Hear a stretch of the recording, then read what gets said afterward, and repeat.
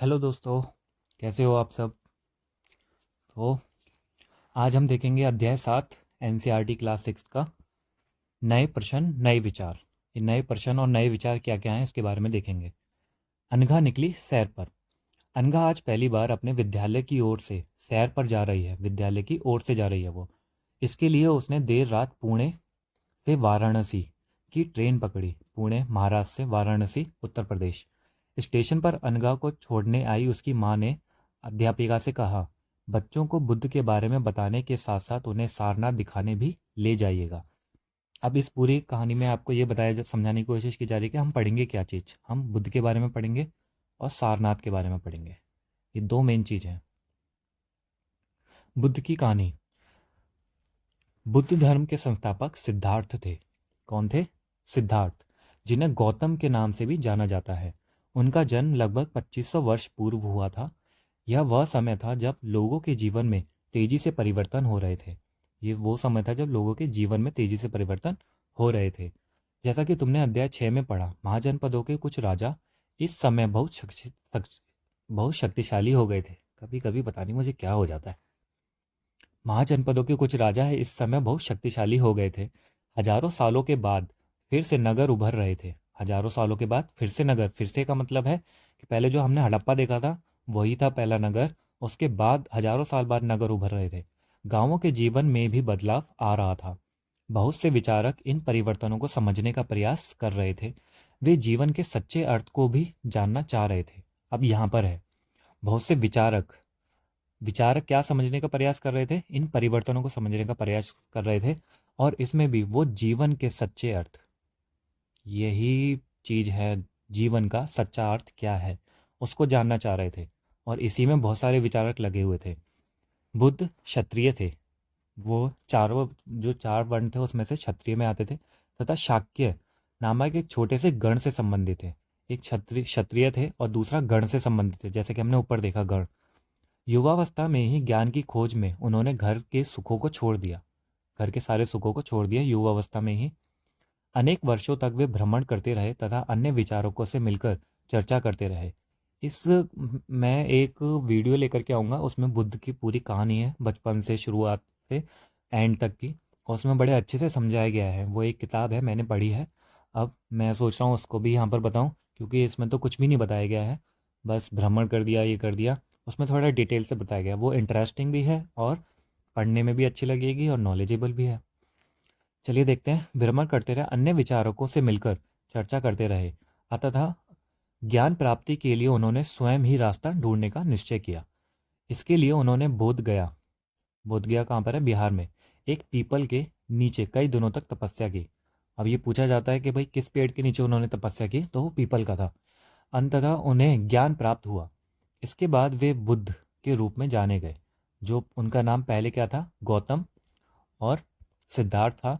लेकिन जैसे ही उन्होंने ज्ञान प्राप्त कर लिया, सिद्धार्थ और गौतम जैसे ही ज्ञान प्राप्त कर लिया, तो उनको बुद्ध कहा जाने लगा। यहाँ से वे वाराणसी के निकट स्थित सारनाथ गए। ये वही सारनाथ है जो उसकी मम्मी ने बताने के लिए बोला था, जहाँ उन्होंने पहली बार उपदेश दिया। तो सबसे पहले उन्होंने जो जो सीखा, जो उन्हें ज्ञान की प्राप्ति हुई, तो उसको सबसे पहले उन्होंने जहाँ बताया वो था सारनाथ। कुशीनारा। कुशीनारा में मृत्यु से पहले का शेष जीवन उन्होंने पैदल ही एक स्थान से दूसरे स्थान की यात्रा करने और लोगों को शिक्षा देने में व्यतीत किया। यानी ये यहाँ पर बताया गया है कि कुशीनारा में उनकी मृत्यु हो गई थी और उन्होंने अपना सारा जीवन पैदल ही बिताया था और पूरा जीवन शिक्षा देने में ही व्यतीत किया था। बुद्ध ने शिक्षा दी। बुद्ध ने शिक्षा दी कि यह जीवन कष्टों और दुखों से भरा हुआ है और ऐसा हमारी इच्छा और लालसाओं जो हमेशा पूरी नहीं हो सकती के कारण होता है। इन्होंने बताया कि जीवन जो है वो दुखमय है, कष्टों से भरा हुआ है और सुख कभी कभी ही मिलता है, लेकिन कष्ट तो हमेशा ही रहेंगे। और ये क्यों होता है इसका रीज़न भी बताया इन्होंने। ये रीज़न था हमारी इच्छा और लालसाओं के कारण। हमारी इच्छा ये करने की होती है, हमारी इच्छा वो पाने की होती है। कितनी इच्छाएं हम लेके सोते हैं, वो पूरी नहीं हो पाती। इसमें भी लिखा है जो कभी पूरी नहीं हो सकती, हमेशा पूरी नहीं हो सकती। और उन्हीं के कारण फिर हमें दुख होता है। कभी कभी हम जो चाहते हैं वह प्राप्त कर लेने के बाद भी संतुष्ट नहीं होते। कभी कभी जैसे किसी को अब नई करिश्मा आ रही है वो मिल जाए, और उसके बाद भी कोई दूसरी बाइक जाएगी जो उसके 5 दिन बाद आ जाएगी, तो उसका मन उस पर लल जाएगा कि यार अब तो मुझे ये वाली ले लेनी चाहिए थी। तो संतुष्टि नहीं मिलती इंसान को कभी भी। हाँ, संतुष्ट नहीं होते एवं और अधिक अथवा अन्य वस्तुओं को पाने की इच्छा करने लगते हैं। अब बुद्ध को ही देख लो, पूरा पैदल ही घूमा उन्होंने और बस अपना ज्ञान दिया। बुद्ध ने इस लिप्सा को तृष्णा कहा, तन्हा। इसे तन्हा बोलेंगे, या मुझे आप बता देना जो भी बोलेंगे। वैसे इसे तृष्णा बोलते हैं। बुद्ध ने शिक्षा दी कि आत्मसंयम अपनाकर, आत्मसंयम यानी अपने पे कंट्रोल करके अपनाकर हम ऐसी लालसा से मुक्ति पा सकते हैं। आप ऐसी लालसा से मुक्ति कब पा सकते हो? जब आप आत्मसंयम पर कंट्रोल कर लोगे। उन्होंने लोगों को दयालु होने तथा मनुष्यों के साथ साथ जानवरों के जीवन का भी आदर करने की शिक्षा दी। उन्होंने बोला कि भाई मनुष्य का भी जीवन का आदर करो, उसके साथ साथ जानवरों के जीवन का भी आदर करो, यानी उन्हें मारो मत, उन्हें कोई नुकसान मत पहुंचाओ। वे मानते थे कि हमारे कर्मों के परिणाम चाहे वे अच्छे हों या बुरे, हमारे वर्तमान जीवन के साथ साथ बाद के जीवन को भी प्रभावित करते हैं। उन्होंने कर्मों पर ध्यान दिया। जो हमारे कर्म हैं उनके जो परिणाम निकलेंगे, चाहे वो अच्छे होंगे या बुरे, वो जो आगे वाला जो जीवन होगा, बाद का जीवन, उसको प्रभावित करेंगे। अगर आप अच्छे कर्म करोगे तो परिणाम भी आपको अच्छे मिलेंगे, बुरे कर्म करोगे तो परिणाम भी बुरे मिलेंगे। बुद्ध ने अपनी शिक्षा सामान्य लोगों की प्राकृत भाषा में दी। जहाँ ब्राह्मणों की वो बस संस्कृत में बोलते थे, संस्कृत में ही सारे काम करते थे, और बुद्ध ने अपनी जो शिक्षा दी थी वो जो सामान्य लोगों की भाषा थी, उस समय प्राकृत भाषा थी सामान्य लोगों की, उस भाषा में दी है। इससे सामान्य लोग भी उनके संदेश को समझ सके।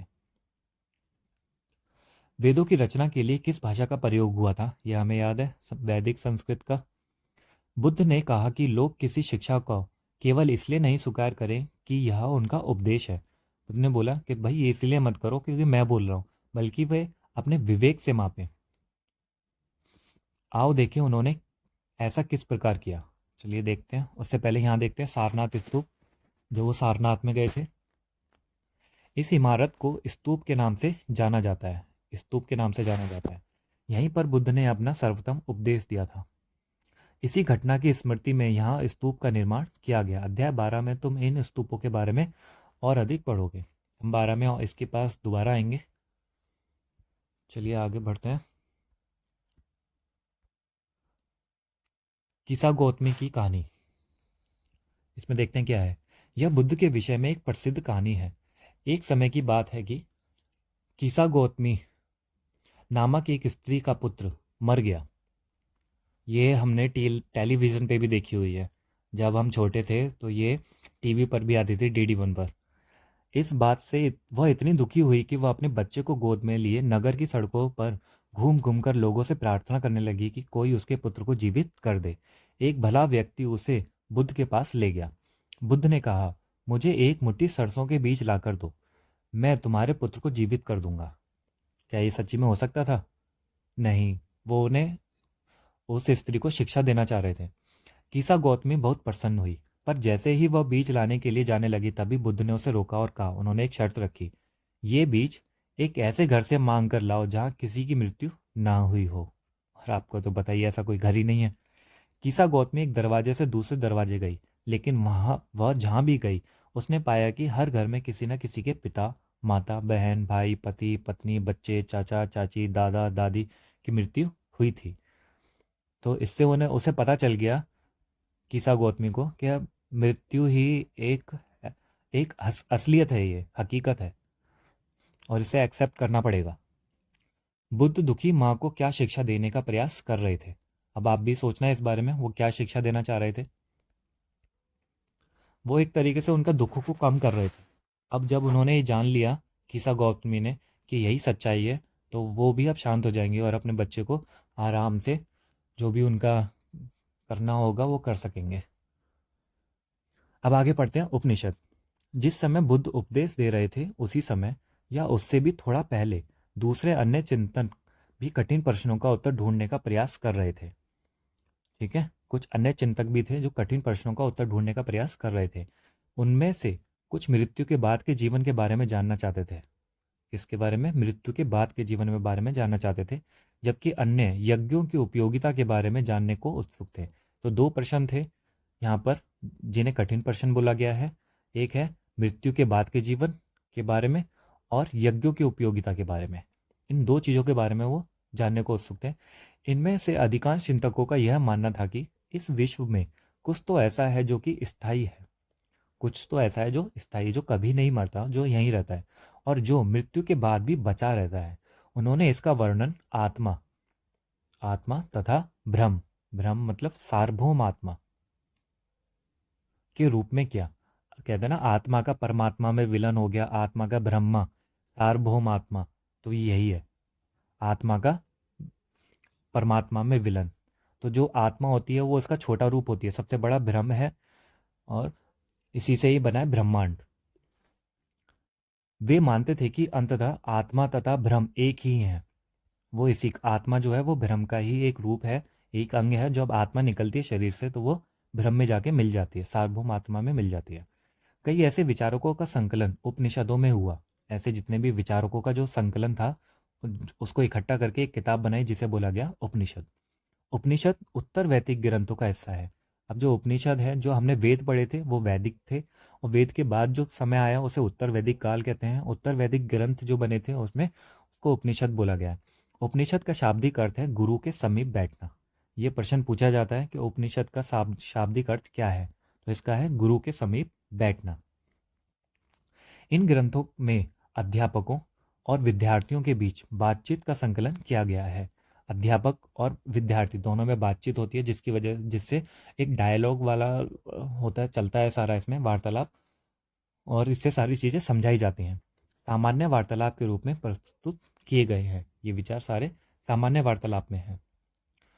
हम यहाँ देखते हैं भारतीय दर्शन की 6 पद्धतियाँ, षट दर्शन, ये भी हम आगे देखेंगे। हमारी दर्शन है फिलॉसफी। सदियों से भारत द्वारा सत्य की बौद्धिक खोज का प्रतिनिधित्व दर्शन की 6 शाखाओं ने किया है। किस चीज की क्या है? सत्य की बौद्धिक खोज का। ये वैशेषिक, न्याय, सांख्य, योग, पूर्व मीमांसा और वेदांत या उत्तर मीमांसा के नाम से जाने जाते हैं।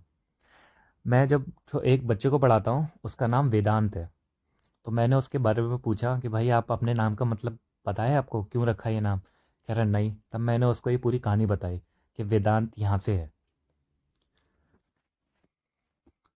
वेदांत या उत्तर मीमांसा के नाम से जाने जाते हैं। दर्शन की इन 6 पद्धतियों की स्थापना ऋषि कणद, गौतम, कपिल, पतंजलि, जैमिनी और व्यास द्वारा की गई मानी जाती है, जो आज भी देश में बौद्धिक चर्चा को दिशा देते हैं। आज भी बौद्धिक चर्चा को दिशा देते हैं। यानी जब भी हम किसी चीज़ में अटक जाते हैं, हमें सवाल को जवाब नहीं मिलते, तो हमें ये पढ़ लेना चाहिए। इनके जो विचार हैं इनसे हमें एक रास्ता मिल जाता है। जर्मन मूल के ब्रिटिश भारतविद फ्रेडरिक मैक्स मूलर, इनका नाम आपने सुना ही होगा, नहीं सुना होगा तो आप याद रख लेना, बहुत फेमस है ये। फ्रेडरिक मैक्स मूलर के अनुसार दर्शन की इन 6 शाखाओं का विकास कई पीढ़ियों के दौरान व्यक्तिगत विचारकों के योगदान से हुआ। किसके योगदान से? व्यक्तिगत विचारकों के योगदान से। यद्यपि ये एक दूसरे से भिन्न दिखते हैं तथापि सत्य की इनकी समझ में आधारभूत तालमेल दिखता है। यानी ये अलग अलग हैं, कहते हैं ना रास्ते अलग अलग हैं लेकिन मंजिल एक ही है, वैसा ही है। तो सत्य की जो इनकी समझ है वो एक ही है, बस तरीके अलग हैं। ये षट दर्शन था, इसे याद कर लेना, 6 टाइप के हैं ये। यूपीएससी में इनसे क्वेश्चन भी आ चुका है। अब पढ़ते हैं बुद्धिमान भिखारी। यह वार्तालाप छांदोग्य उपनिषद नामक प्रसिद्ध उपनिषद की एक कहानी पर आधारित है। अब ये ध्यान रखना, छांदोग्य उपनिषद कब था? जब उत्तर वैदिक काल का है ये। शौनक व अभिप्रतारिण नामक दो ऋषि सार्वभौम आत्मा की उपासना करते थे। ये दोनों ऋषि किसकी उपासना कर रहे हैं? सार्वभौम आत्मा, ब्रह्म की। एक बार जो ही वे भोजन करने के लिए बैठे, एक भिखारी आया और भोजन मांगने लगा। शौनक ने कहा, हम तुम्हें कुछ नहीं दे सकते। भिखारी ने पूछा, विद्वजन आप किसकी उपासना करते हैं? अभिप्रे अभिप्रतारिण अभिप्रतारिण ने उत्तर दिया, सार्वभौम आत्मा की। ओह, इसका मतलब आप यह जानते हैं कि यह सार्वभौम आत्मा संपूर्ण विश्व में विद्यमान है। ऋषियों ने कहा, हाँ हाँ हाँ हाँ, हम यह जानते हैं। भिखारी ने फिर पूछा, अगर यह सार्वभौम आत्मा संपूर्ण विश्व में विद्यमान है तो यह मेरे अंदर भी विद्यमान है। मैं कौन हूँ? मैं इस विश्व का एक भागी तो हूँ। तुम सत्य बोलते हो युवा ब्राह्मण। इसलिए हे ऋषियों, मुझे भोजन ना देकर आप उस सार्वभौम आत्मा को भोजन देने से मना कर रहे हैं। भिखारी की बात की सच्चाई जानकर ऋषियों ने उसे भोजन दे दिया। यानी जो भिखारी था उसमें ज्यादा अकल थी या ऋषियों में, यह आप बताना।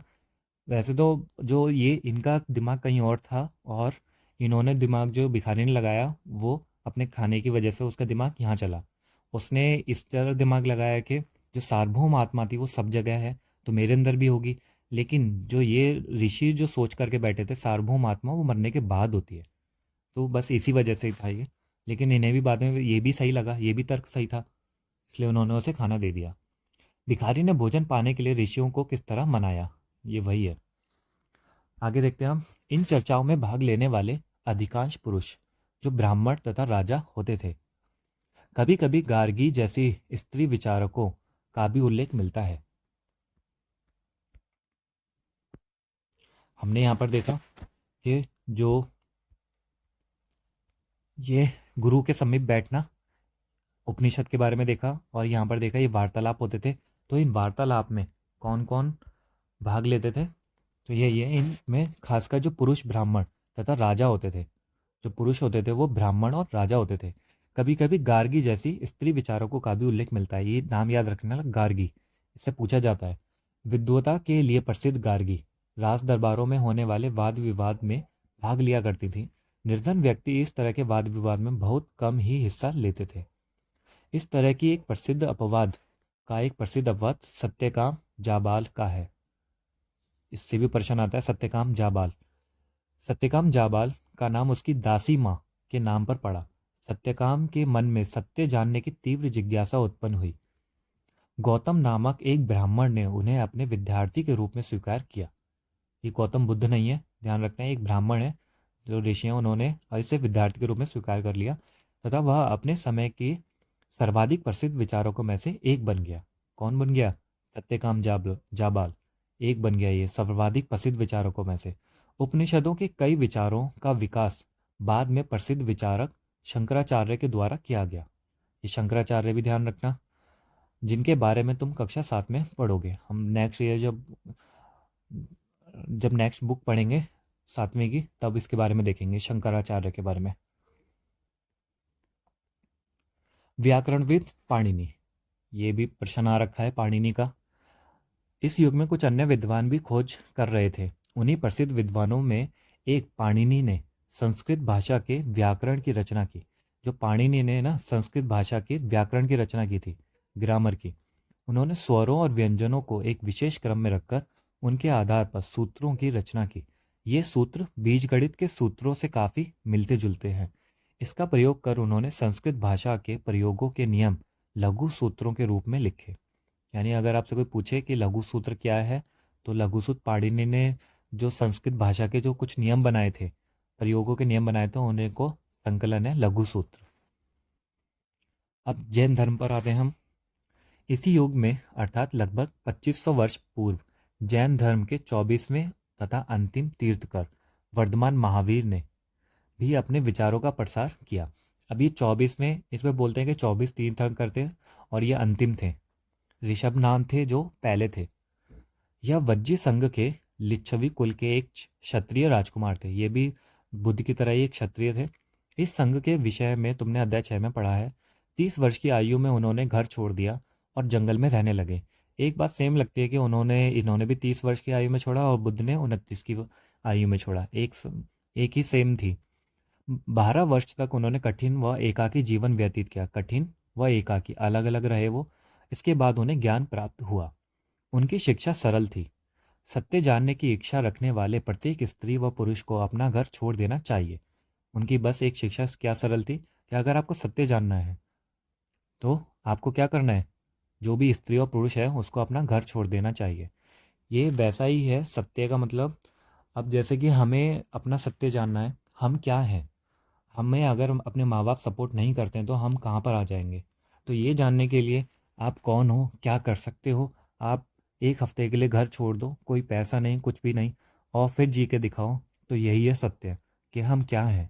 तो जैसे ही हम घर छोड़ेंगे तो हमें पता चल जाएगा हमको कौन सपोर्ट करता है, कौन नहीं, हमारे माँ बाप कितने ज़रूरी हैं, उनसे उल्टा नहीं बोलना चाहिए, वगैरह वगैरह बहुत सारी चीज़ें हमें पता चल जाएंगी। तो यही है सत्य। उन्होंने अहिंसा के नियमों को कड़ाई से करना चाहिए, उन्हें अहिंसा के नियमों का कड़ाई से पालन करना चाहिए, अर्थात किसी भी जीव को ना तो कष्ट देना चाहिए और ना ही उसकी हत्या करनी चाहिए। किनको?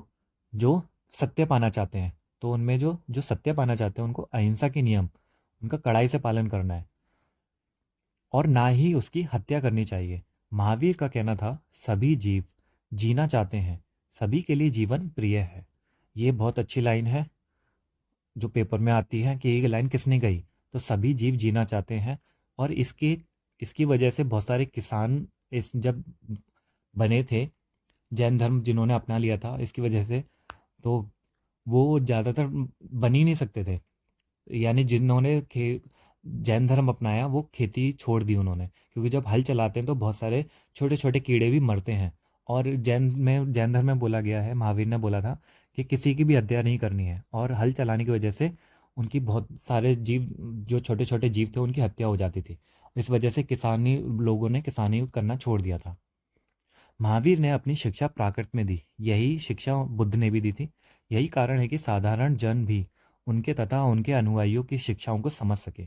देश के अलग अलग हिस्सों में प्राकृत के अलग अलग रूप प्रचलित थे। प्रचलन क्षेत्र के आधार पर ही उनके अलग अलग नाम थे। जैसे मगध में बोली जाने वाली प्राकृत मागधी कहलाती थी। जैन नाम से जाने गए महावीर के अनुयायियों को भोजन के लिए भिक्षा मांगकर सादा जीवन बिताना होता था। यानी जो जैन कौन थे? जैन वो थे जो महावीर के अनुयायी थे। ठीक है। और उनको भोजन जो मिलता था वो कैसे था? वो भिक्षा मांग कर करते थे।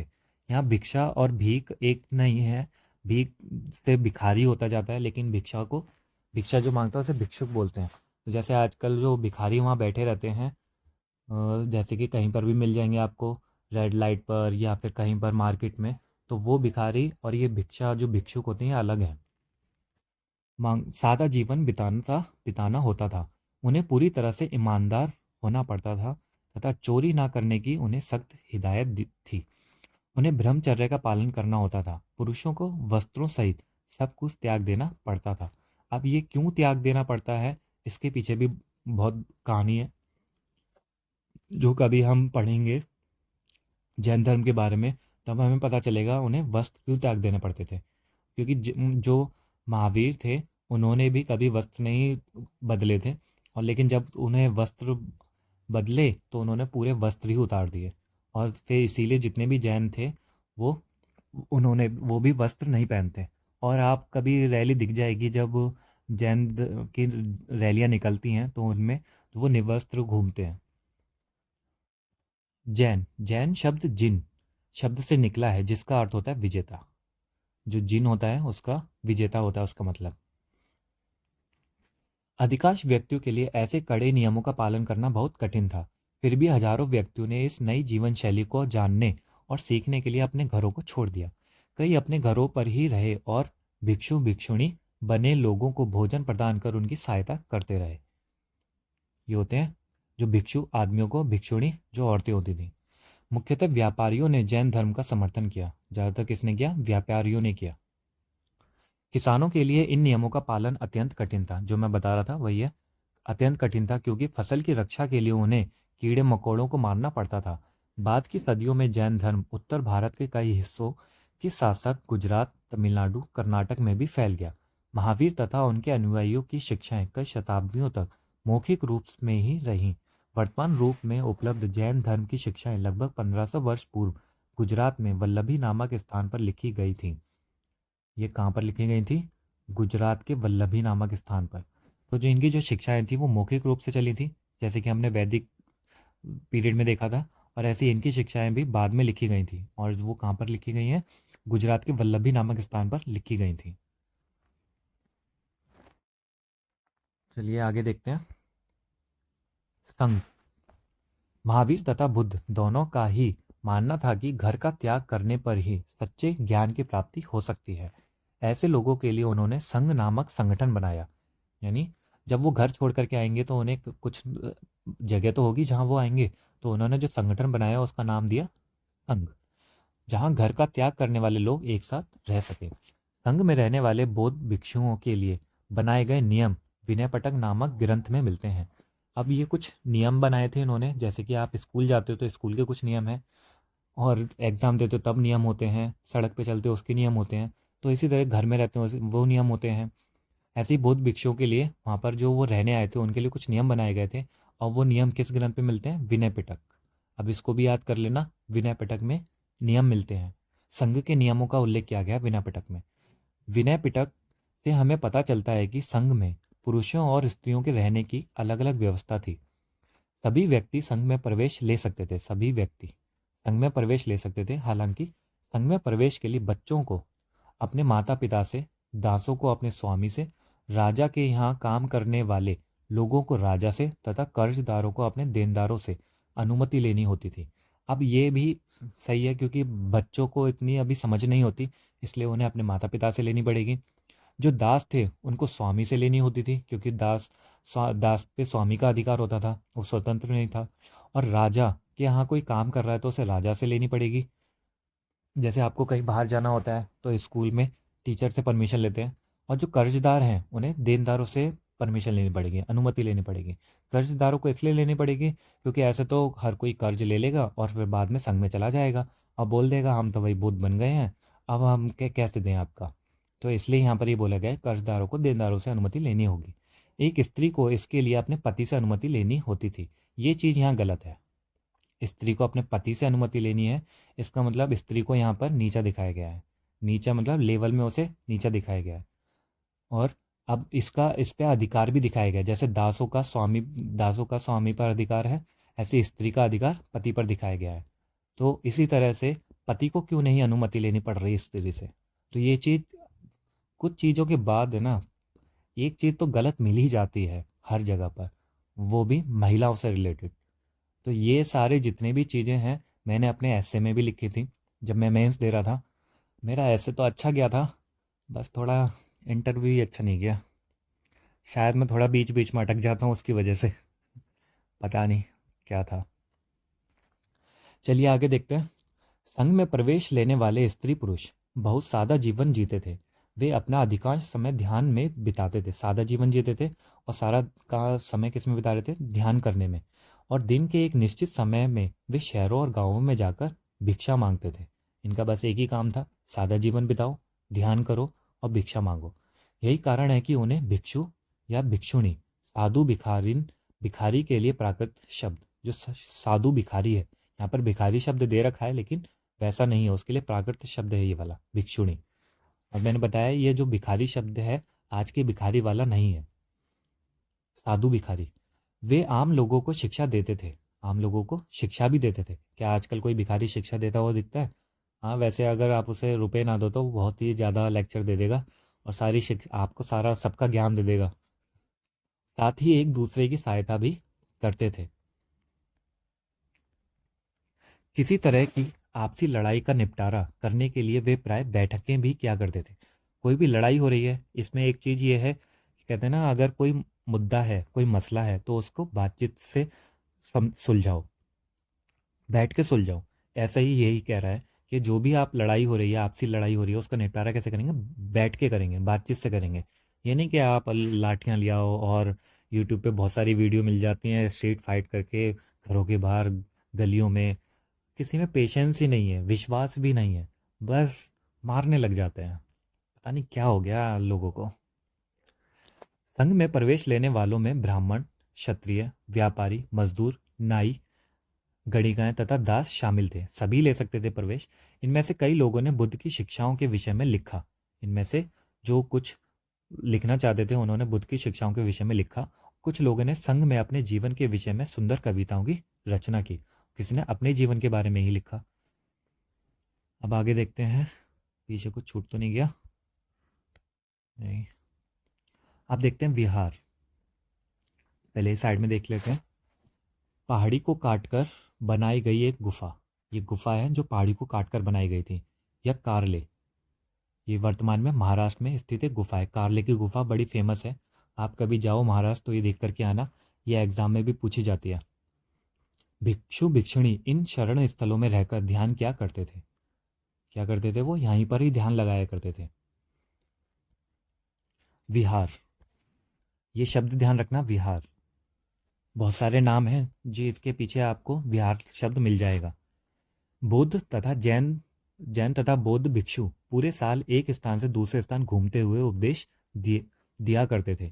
केवल वर्षा ऋतु में केवल वर्षा ऋतु में जब यात्रा करना कठिन हो जाता था तो वे एक स्थान पर ही निवास करते थे। यानी इसमें से इन्होंने बता दिया है कि पूरे साल घूमते थे, कहीं नहीं रुकते थे, लेकिन जब वर्षा में, क्योंकि उस समय ऐसे रोड नहीं थे और अभी भी शहरों में भी पानी भर जाता है जब भी बारिश होती है, तो उस समय क्या हाल होता होगा। तो जब वर्षा होती थी तब वो रुकते थे और एक जगह निवास करते थे। ऐसे समय वे अपने अनुयायियों द्वारा उद्यानों में बनवाए गए अस्थायी निवासों में अथवा पहाड़ी क्षेत्रों की प्राकृतिक गुफाओं में रहते थे। उद्यानों में और या फिर पहाड़ी क्षेत्रों में प्राकृतिक गुफाओं में रहते थे। जैसे जैसे समय बीतता गया, भिक्षु भिक्षुणियों ने स्वयं तथा उनके समर्थकों ने अधिक स्थायी शरण स्थलों की आवश्यकता का अनुभव किया। यानी उन्होंने स्वयं भी किया और जो उनके समर्थक थे उन्होंने भी किया कि स्थायी शरण स्थल होने चाहिए जो कि स्थायी हो। तब कई शरण स्थल बनाए गए जिन्हें विहार कहा गया। तो जो विहार हैं वो स्थायी शरण स्थल हैं। एक तरीके से जो शरण स्थल हैं वो भी स्थायी, अस्थायी नहीं, स्थायी। आरंभिक विहार लकड़ी के बनाए गए, यानी एक तरीके से शरण स्थल घर जैसे घर समझ सकते हो एक तरीके से। और बाद में इनके निर्माण में ईंटों का प्रयोग होने लगा। पश्चिमी भारत में विशेषकर कुछ विहार पहाड़ियों को खोदकर बनाए गए हैं। पहाड़ियों को खोदकर बनाए गए हैं, जिसका चित्र हमने यहाँ पर देखा है, यही है कारले की गुफाएं। या अंदर देखो, ये सब एक बौद्ध ग्रंथ से ज्ञात होता है। क्या ज्ञात होता है देखते हैं। बौद्ध ग्रंथ से जिस तरह महानगरों में मिलने पर नदियों की अलग अलग पहचान समाप्त हो जाती है, ठीक ओ सॉरी महानगरों पढ़ रहा हूँ। जिस तरह महासागरों में मिलने पर नदियों की अलग अलग पहचान समाप्त हो जाती है, ठीक उसी तरह बुद्ध के अनुयायी जब भिक्षुओं की श्रेणी में प्रवेश करते हैं, जब भिक्षुओं की श्रेणी में प्रवेश करते हैं तो वे अपना वर्ण, श्रेणी, परिवार सब त्याग देते हैं। यह एक उदाहरण से समझाया गया है। पहले नदी अकेली है और जब जैसे ही महासागर मिलेगी, नदी समुद्र में मिल जाएगी और फिर उसी के साथ उसी के रूप जैसा ले लेगी, तो वहाँ पे आप पता नहीं लगा सकते कि नदी कौन सी है, महासागर कौन सा है। इसी तरीके से अगर कोई वर्ण का, श्रेणी का या परिवार का जब भिक्षु बनता है और वो बुद्ध की शरण में आता है, संघ में आता है, तो वो अपनी सारी जो इतनी पहचान होती है वो सबको पीछे छोड़ करके आता है। तो वहाँ पर कोई जाति नहीं होती, कोई वर्ण नहीं होता, कोई ऊंचा नहीं होता, कोई गरीब नहीं होता। ये चीज़ इसमें समानता की बात बताई गई है कि यहाँ पर समानता थी कितनी। प्राय किसी धनी व्यक्ति, राजा अथवा भूस्वामी द्वारा दान में दी गई भूमि पर विहार का निर्माण होता था। अब विहार का निर्माण कहाँ कहाँ हो रहा है? कोई धनी व्यक्ति दे देता था, राजा दे देता था, या कोई भूस्वामी कोई दान में भूमि दे देता था, तो उस पर विहार का निर्माण होता था। स्थानीय व्यक्ति भिक्षु भिक्षुणियों के लिए भोजन, वस्त्र और दवाइयाँ लेकर आते थे। ये दवाइयाँ का मतलब वैसा नहीं है जैसे कि आज हम पत्ते में दवाइयाँ खाते हैं, वैसे जड़ी बूटियाँ वगैरह, जिनके बदले ये भिक्षु और भिक्षुणी लोगों को शिक्षा देते थे। ठीक है, क्योंकि वो अब जरूरी ये नहीं है कि इनके बदले में देंगे, वो तो वैसे भी शिक्षा देते थे, लेकिन जब वो आते थे तो वहाँ बैठते थे, तो अब उनके पास क्या हो गया, शिक्षा ही होती थी उनके पास, तो वो उसका शिक्षा देने लग जाते थे। जैसे आप किसी टीचर के पास बैठ जाओ, उसके लिए बताने के लिए कुछ होगा तो नहीं, अपनी शिक्षाएं बताता रहेगा, ऐसे ही यहाँ होता था। आगे आने वाले शताब्दियों में बौद्ध धर्म उपमहाद्वीप के विभिन्न हिस्सों के साथ साथ बाहरी क्षेत्रों में भी फैल गया। और ये जो बौद्ध धर्म था बाहरी क्षेत्रों में फैल गया। अध्याय 10 में तुम इनके बारे में और अधिक पढ़ोगे। अध्याय 10 में पढ़ेंगे कि कहाँ कहाँ पर फैला था ये। अब है ये आश्रम व्यवस्था। आश्रम व्यवस्था ये किस चीज़ की है देखते हैं। जैन और बौद्ध धर्म जिस समय लोकप्रिय हो रहे थे, लगभग उसी समय ब्राह्मणों ने आश्रम व्यवस्था का विकास किया। अब ये ब्राह्मणों ने आश्रम व्यवस्था का विकास इसलिए किया क्योंकि जैन और बौद्ध धर्म ने जो ब्राह्मणों के जो धर्म था, इनके नियम कानूनों थे, इनको चुनौती दी, इनको सुधारने की कोशिश करी, और इसलिए इनकी जो जितनी बुराइयां थी वो बताई। इसलिए ज़्यादातर लोग इस धर्म से हट करके, वैदिक धर्म से हट करके जैन और बौद्ध धर्म में चले गए। और फिर लेकिन जो ब्राह्मणों ने एक चीज़ समझी कि उन्होंने अपने धर्म में रिफॉर्म किया, और एक रिफॉर्म का ही एक था कि उन्होंने आश्रम व्यवस्था वो लेकर के आए थे। यहाँ आश्रम शब्द का तात्पर्य लोगों द्वारा रहने तथा ध्यान करने के लिए प्रयोग में आने वाले स्थान से नहीं है, बल्कि इसका तात्पर्य जीवन के एक चरण से है। जीवन के एक चरण से है। यहाँ पर आश्रम का मतलब वो नहीं है कोई रहना, कहते ना आश्रम में चले जाओ वहाँ रह लो, वो वाला नहीं है ये। जीवन का एक चरण है।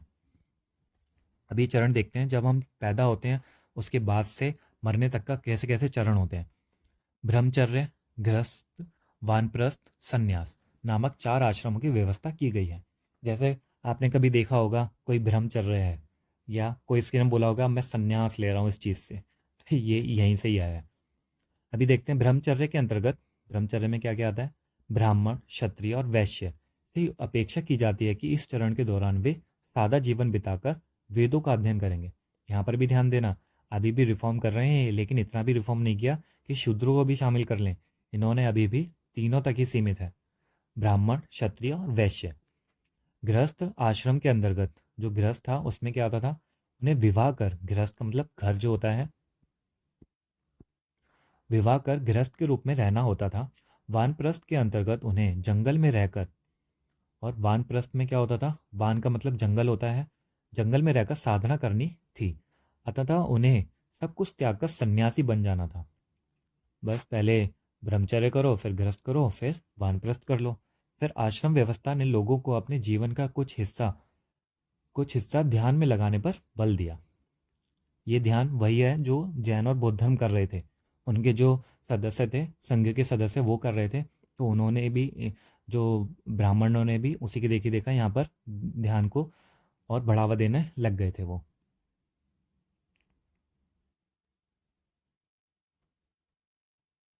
सन्यासी वाला हमने देख लिया है, और फिर सब कुछ त्याग कर वो सन्यासी बन गए। प्राय स्त्रियों को वेद पढ़ने की अनुमति नहीं थी। फिर से आ गया स्त्री का मुद्दा, वेद पढ़ने की अनुमति नहीं है। उन्हें अपने पतियों द्वारा पालन किए जाने वाले आश्रमों का ही अनुसरण करना होता था। अब स्त्रियों के लिए कुछ नहीं था ये, बस आदमियों के लिए ही था। स्त्री तो उनके साथ साथ पीछे पीछे पीछे पीछे बेचारी चलती ही रहेगी। और आज भी स्त्रियां, कितने स्त्रियां हैं जो अभी भी इसी चीज़ में अटकी हुई हैं। यानी कब आएंगी स्त्रियां इस चीज़ से बाहर। चलिए आगे देखते हैं। संघ के जीवन में आश्रमों की यह व्यवस्था किस तरह भिन्न थी। आश्रमों की यह व्यवस्था किस तरह भिन्न थी संघ के जीवन में। आपने पढ़ लिया है संघ के जीवन में कैसे थी अलग। यहाँ किन वर्णों का उल्लेख हुआ है, क्या सभी 4 वर्णों को यह आश्रम व्यवस्था अपनाने की अनुमति थी। यही है जो मैंने बोला अभी, 4 वर्णों में से एक को नहीं थी। यहाँ पर भी देखो बस 4 वर्णों की बात करी गई है। ये भी बस वर्ण पे फोकस कर रहे हैं, जो जिन्होंने ये प्रश्न उठाया है, ये भी स्त्रियों पर फोकस नहीं कर रहे हैं अभी भी। इनमें भी बदलाव होना चाहिए। अब अन्यत्र भी देखते हैं। एटलस में ईरान को ढूंढो। जरथ्यूस्त एक ईरानी पैगंबर थे। जरथ्यूस्त एक ईरानी पैगंबर थे। उनकी शिक्षाओं का संकलन जैन अवेस्ता नामक ग्रंथ में मिलता है। ये ध्यान रख लेना, जैन अवेस्ता एक ग्रंथ है जो जरथ्यूस्त एक जो ईरानी पैगंबर थे उनकी शिक्षाओं का संकलन है। जैसा कि हमने ऊपर देखा था बुद्ध की शिक्षाओं का विनय पिटक में। जैन अवेस्ता की भाषा तथा इनमें वर्णित रीति रिवाज वेदों की भाषा तथा रीति रिवाजों से काफ़ी मिलते जुलते हैं। जरथ्यूस्त की मूल शिक्षा का सूत्र है, इनके मूल शिक्षा बारे में बताया गया है शॉर्ट में। सद विचार, सद वचन, सद कार्य। अच्छा विचार, अच्छा वचन, काम और अच्छा कार्य। ठीक है, अच्छा बोलना, अच्छा विचार, अच्छा सोचो, अच्छा बोलो और अच्छा काम करो। हे ईश्वर, बल, सत्य, प्रधानता एवं सद्विचार प्रदान कीजिए, जिनके जरिए हम शांति बना सकें। 1000 से अधिक वर्षों तक जरथ्यून ईरान का एक प्रमुख धर्म रहा है। आपने यहाँ ध्यान देना, बल, सत्य, प्रधानता एवं सद्विचार प्रदान कीजिए जिसके हम शांति बना सकें। हमारे जो ऋग्वेद में था उनमें भी कुछ कुछ इसी टाइप का मिलता है, इसी टाइप की प्रार्थना मिलती है उनमें भी। ईरान का एक प्रमुख धर्म रहा है। बाद में कुछ जरथुस्त्रवादी ईरान से आकर गुजरात और महाराष्ट्र के तटीय नगरों में बस गए। वे लोग ही आज के पारसियों के पूर्वज हैं। इसलिए हमें बताया गया है कि जो आज के जो पारसी आप पढ़ते हो, पारसियों के न्यूज़ में भी आता है इनकी जनसंख्या में बहुत कमी आ रही है। तो पारसियों के जो पूर्वज थे वो कौन थे? यही थे, जरथुस्त्रवाद, जो महाराष्ट्र और गुजरात में आकर बस गए थे। आगे देखते हैं। कल्पना करो, तुम लगभग 2500 वर्ष पूर्व के एक उपदेशक को सुनने जाना चाहती हो। 2500 वर्ष उपदेशक को, आप बताना आप किसको सुनना चाहते हैं। जाने की अनुमति लेने के लिए तुम अपने माता पिता को कैसे सहमत करोगी, इसका वर्णन करो। अब यहाँ पर करोगी आ रहा है, यानी एक लड़की से पूछ रहे हैं। अब आप कोई लड़का है तो वो बताना, क्योंकि आपको पता ही है, अगर ज़्यादातर माँ बाप तो बच्चों को भेजते ही नहीं है। लड़की से बोल देते हैं, नहीं तू नहीं जाएगी, या तो कोई और साथ जाएगा। और इसमें भी बस लड़की के बारे में बताया गया है, इसमें ये नहीं बताया गया कि अगर आप एक पत्नी हो तो अपने पति से कैसे पूछोगे। ये भी बड़ा लोचा है यहाँ पर। सब चीज़ में बदलाव लाना पड़ेगा, महिलाओं को भी अपने अंदर बदलाव लाना पड़ेगा, सशक्त बनना पड़ेगा उन्हें। कुछ महत्वपूर्ण तिथियां देखते हैं। उपनिषदों के विचारक जैन, महावीर और बुद्ध लगभग 2500 वर्ष पूर्व हुए थे। जैन ग्रंथों का लेखन हमने देख लिया था, जैन ग्रंथ बाद में लिखे गए थे और ये लगभग 1500 वर्ष पूर्व लिखे गए थे। तो यहाँ पर हमारा ये अध्याय होता है ख़त्म। अब आएगा अशोक, एक अनोखा सम्राट जिसने युद्ध का त्याग किया।